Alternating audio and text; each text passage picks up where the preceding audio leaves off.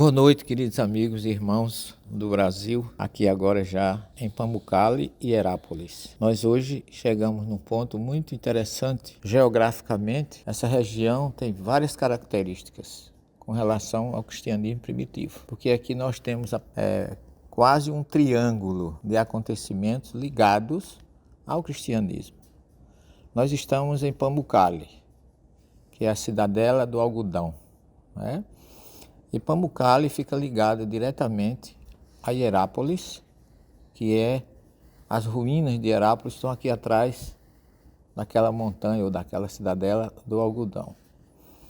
E temos mais à direita, nós temos Colosso, uma região não escavada, até hoje não fizeram escavações arqueológicas lá, mas ela é importante porque foi a comunidade de Colosso que Paulo enviou a sua carta aos Colossenses, que fica, então você tem Herápolis aqui, Colossos para lá, e nos fundos, ou seja, lá atrás, nós temos Laodiceia, ou seja, essa comunidade, essa região esteve ou foi visitada por João, o evangelista, aquele mesmo que recebeu, ditado por Jesus, sua carta aos Laodicenses, e temos mais especificamente Paulo com a sua carta aos Colossos, mas o que mais é importante nessa região aqui, que nós gostaríamos de concentrar um pouco o nosso estudo de hoje, é Herápolis / Pamukkale.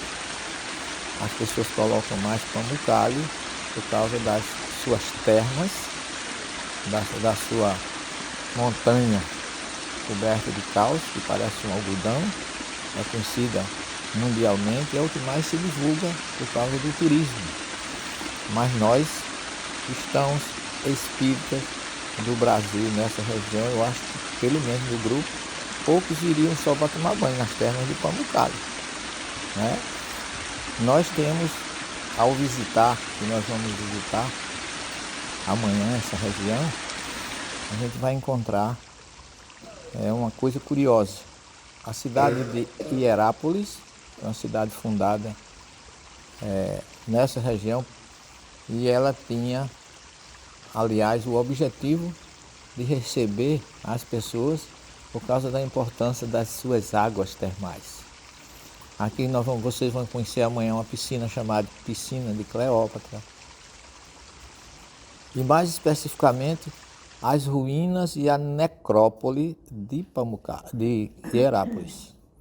Porque as pessoas vinham com doenças de diversas naturezas na esperança de se curar.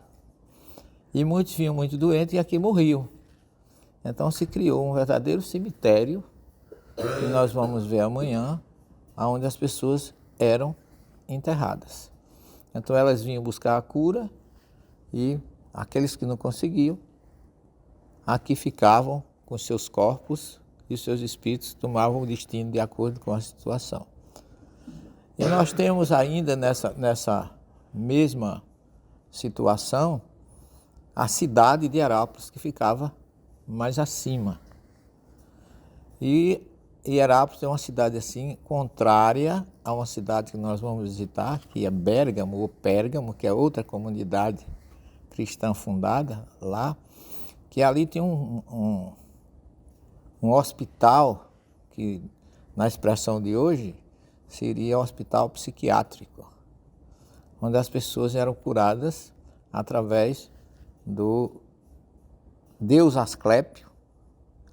Ali trabalhou um grande anatomista, conhecido com quem faz medicina ou quem fez a área de saúde, como eu, Márcia e outros, conhece a história de Galeno, que era daquela cidade. E aquele hospital que tinha lá tinha uma característica completamente diferente de Herápolis. Lá no hospital não entrava ninguém doente fisicamente. Eram doenças psíquicas. E eles tinham uma placa na entrada que dizia assim: aqui a morte não tem direito de entrar, porque nunca morreu ninguém naquela região. As pessoas tinham que entrar andando para fazer a sua ficha e se tratar através dos Asclepíades, que eram os sacerdotes de Asclépio, o deus da saúde grega. E ali se tratavam de uma forma curiosa, porque era através da sonoterapia. A pessoa sonhava com a cura e os sacerdotes aplicavam, tinha um lugar para a pessoa dormir, sonhar. Vocês vão conhecer isso, que é uma característica completamente oposta a Hierápolis. Aqui morria gente demais, porque vinham doentes físicos. Lá não morria ninguém, porque eram doentes espirituais. E aí que surge, como a gente vai ver isso melhor depois, a história da lenda da cura através da serpente, que é o símbolo da medicina. Mas aqui em Hierápolis eu gostaria de concentrar hoje o nosso evangelho num dos discípulos de Jesus muito importante. Não sei se você já deve ter ouvido falar nele, que chamava Filipe. Filipe nasceu em Betsaida, lá às margens do mar da Galileia. A gente já foi lá. Ele, Pedro e João, segundo alguns, nasceram em Betsaida. Filipe foi o mais entusiasta dos discípulos de Jesus. Ele era grego, o nome está dizendo, né? Embora fosse judeu, era descendência de grego, e ele estava com Jesus em todos os grandes momentos da vida de Jesus, e ele era um entusiasta. Ele era aquela pessoa que eu diria impulsivo, no sentido de que ele achava que Jesus, além de ser o Messias, resolvia todos os problemas. E ele se via de uma certa forma de intérprete. O Evangelho fala que chegou um grupo de gregos em Jerusalém e foram chamar Filipe para ser o tradutor ou intermédio do encontro desses gregos com Jesus. E há o fato curioso é que quando ele vai chegando em Caná, Filipe era amigo de Natanael, e quando encontrou Natanael, no entusiasmo dele, ele disse: Natanael, encontramos o Messias, vem e vê. Embora, quando ele disse que é Natanael ou Bartolomeu, é a mesma pessoa. Encontramos o Messias. E aí Natanael pergunta de onde ele é, se ele é de Nazaré. Ele deu uma resposta até desapontadamente para Filipe, que também não se abateu com a resposta dele, porque ele disse assim, mesmo ele dizendo, a resposta de Natanael foi desapontadora, porque ele disse, onde já se viu dizer que de Nazaré saísse alguma coisa boa, ou surgisse profeta? E Filipe não se abalou, disse, vem e vê. Então os teólogos usam Filipe assim como aquele discípulo de Jesus que era um verdadeiro entusiasta, e esses dois verbos, vem e vê, são considerados os verbos dos cristãos.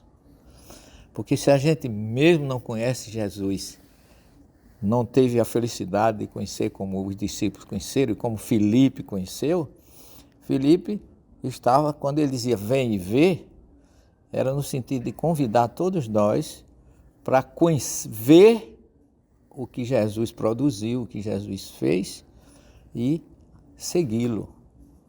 Então é como se ele dissesse assim, vem, observa o que ele faz, que você não vai mais discutir ou dizer que de Nazaré não sai algo bom. Então ele é tido assim como um dos discípulos mais entusiastas do Cristo. E quando começa a perseguição em Jerusalém, todos são obrigados a fugirem, né, no sentido norte, para Líbano, para Síria, por terra era Líbano e Síria, para se chegar exatamente em Antioquia, na Turquia, onde nós estamos. E outros iam mesmo de navio, né, ou de barco, porque o Mediterrâneo termina na ilha de Chipre e aí você já está na Turquia. E Filipe, naquela perseguição, ele fugiu com a família, com as filhas que ele tinha, e se instalou aonde? Aqui em Hierápolis. E aqui ele viveu de 49 há 89, eu acho que foi 40 anos, ou foi 47 anos, se eu não me engano, morando aqui, pregando o Evangelho, servindo a Jesus. E isso notabilizou-se pelo a sua, vamos dizer assim, a sua garra e seu entusiasmo sempre de pregar Jesus nessa região. E pouca gente sabe disso, né? As pessoas até vêm aqui, visitam Pamukkale, vai embora e nem sabe que aí está uma riqueza de herança do cristianismo primitivo, porque Filipe foi martirizado aqui na época da perseguição. Disse até que ele morreu naquela cruz estilo X. E nós vamos visitando aqui essa região amanhã, no final das ruínas de Herápolis, tem um chamado martirólogo de Filipe. Lá tem um prédio, uma estrutura que foi construída depois do século IV, depois que o cristianismo se notabilizou. Ali foi construído um memorial a Filipe com 20 metros por 20. Ele tem formado de colunas, é um local assim, e tem hoje, bem marcado lá, não mora ninguém naquela região, só tem ruínas, né? Eu não sei se a gente sobe a pé ainda ou tem alguma coisa para subir. Eu pelo menos, a gente sempre sobe lá, mas você subiu, Márcio, uma vez conosco, acho que foi na última vez, não foi? E é bom a gente visitar. Se Deus quiser, nós vamos lá para vocês observarem que ele teve realmente um legado de importância pelo que ele foi na vida de Jesus, o que ele foi como discípulo, o que ele foi como apóstolo. Ele deu a própria vida, não fugiu. Acho que com 87 anos ele foi martirizado. Acho que ele chegou aqui com 47 e ficou 40 anos pregando o Evangelho. Era conhecido ele, as filhas dele, a família toda viveu aqui em Herápolis. É uma cidade grande, vocês vão ver que tem um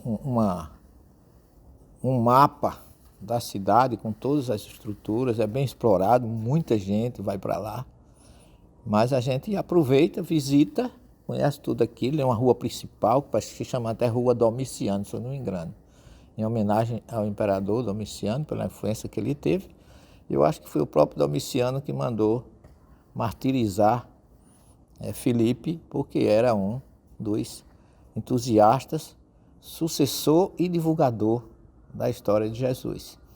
Então aqui nessa área, nós vamos ficar 2 dias, a gente vai ter muito conhecimento, muitas coisas para conhecer, que a gente fica, às vezes, chega a ver a montanha, a chamada cidadela de algodão, e nem imagina que tem esse registro tão forte aqui, não é? de um dos grandes e dos mais entusiastas de Jesus, que foi Filipe. E nós vamos ver amanhã também Laodiceia, com a sua estrutura toda, é uma história também muito bonita, porque aí já envolve Apocalipse. E também só mostrar a vocês de lá de cima, talvez a gente não vá lá porque não tem escavação nenhuma em Colossos. Aliás, nunca fomos, porque nunca foi escavado. Não sei porquê, mas tem só uma montanha e ali diz que aquela montanha toda está cobrindo a cidade, porque aqui quem destruiu Laodiceia, quem destruiu muitas cidades aqui foram os terremotos. Que aqui é uma região onde tem abalo sísmico. Hoje não, mas sempre teve. A maioria das cidades dessa região foram destruídas pelos abalos sísmicos. Então nós temos a felicidade de estar aqui presente, recebendo um legado muito forte de Jesus na vida desses homens que foram tão nobres, tão persistentes e tão confiantes na misericórdia divina. Vamos refletir sobre tudo isso, aproveitar. Tem muita coisa interessante aqui para a gente ver. É como se dissesse, vamos receber, se eu dissesse para vocês, vamos receber o convite de Filipe. Venhamos e vejamos. Amanhã, se Deus quiser, a gente terá mais informações para passar para vocês nesse Evangelho. Uma boa noite a todos, que Jesus esteja conosco.